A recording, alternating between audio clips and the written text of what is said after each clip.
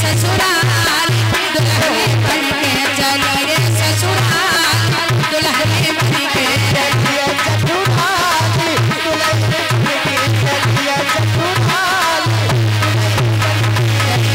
ससुराल बन के दुल्हनिया चली रे ससुराल बन के दुल्हनिया।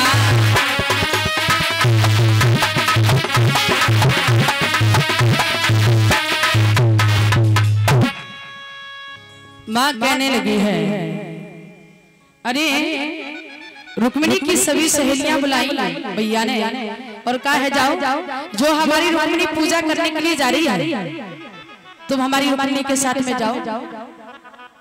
आज सभी सखियों को बुलाया, सभी सखियां रुक्मिणी को साथ में लेकर के जब पूजा करने के लिए रुक्मिणी आगे बढ़ी है और जैसे ही मंदिर के पास में पहुंची भगवान कन्हैया ने दूर से ही देखा।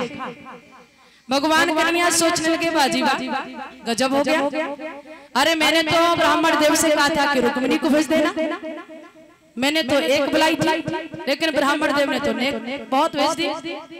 कन्हैया ने मन में विचार किया कि ऐसे हम रुक्मिणी को कैसे पहचाने, क्योंकि कन्हैया की कभी भेंट रुक्मिणी से नहीं हुई थी। रुक्मिणी भी बहुत चालाक थी। रुक्मिणी ने मन में विचार किया कहीं ऐसा न हो कि हमारे बदले में कोई और चला जाए। उसी समय रुक्मिणी जिस हाथ में कंकन बना हुआ था उसी हाथ को उठा उठा के बात करने लगी, बहन ये सेना किसकी लगी है? दंतवक्र की। और इस तरफ सेना किसकी लगी है? शिशुपाल की। कन्हैया ने देखा यही रुक्मिणी है। जैसे ही कंगन को हाथ में देखा समझ गई यही रुक्मिणी है। इशारा देकर के पहले तो रुक्मिणी ने जाकर के मंदिर में गौरा मैया की पूजा की है। पूजा करने के बाद में आज भगवान कन्हैया ने आकर के मंदिर की अगाई घेर ली और खड़े हो गए। और जैसे ही रुक्मिणी की नजर श्याम सुंदर पर पड़ी है तो रुक्मिणी पूछने लगी, श्याम आपके हाथ में क्या है? बोले बांसुरी। अच्छा कन्हैया आप बजा के दिखा सकते हो? कन्हैया कहने लगे क्या तुम्हारी बुद्धि तो नहीं खराब हो गई? तुम्हें पता है कि इधर दंतवक्र की सेना लगी है उधर शिशुपाल की लगी है।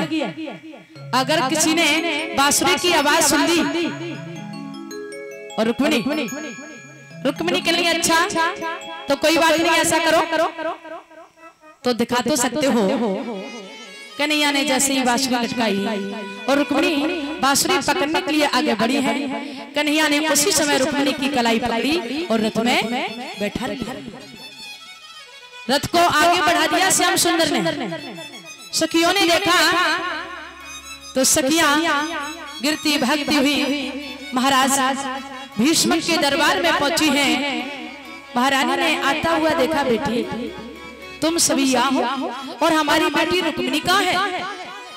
तो उसी समय सखियां बोली हैं